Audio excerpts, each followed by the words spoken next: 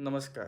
आपण सर्व मंदिरामध्ये पूर्ण प्रदक्षिणा घालतो, पण त्याचप्रमाणे जेव्हा महादेवाच्या मंदिरामध्ये प्रदक्षिणा घालतो, त्याला अर्ध प्रदक्षिणा केली जाते आणि प्रदक्षिणेचा जो मार्ग असतो, तो तेथे अडवलेला असतो.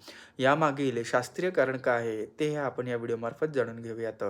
जेव्हा महादेवावरती आपण दुधाने किंवा पंचामृताने अभिषेक करतो, तेव्हा ते पूत आणि पंचामृत जाण्याचा जो मार्ग असतो, त्याला जलधारी किंवा सोमसूत्र असे म्हटले जाते. महादेवाच्या शिवलिंगावरती आपण दुधाने पंचामृताने जेव्हा अभिषेक करतो, तेव्हा त्या पंचामृतामध्ये आणि दुधामध्ये महादेवाची एक विशिष्ट शक्ती त्यामध्ये विलीन होते. आणि ही शक्ती मानवी शरीराला पेलवणारी नसते. त्यामुळेच प्रदक्षिणा करतेवेळी आपण जेव्हा ही शक्ती ओलांडण्याचा प्रयत्न करतो, तेव्हा ह्याचा दुष्परिणाम आपल्या शरीरावरती आणि मनावरती होत असतो. शिवलिंग म्हणजे शिव आणि पार्वती यांचे प्रतीक आहे. आणि ह्या शिवलिंगाला खुद्द पार्वती मातेने धरून ठेवलेले आहे.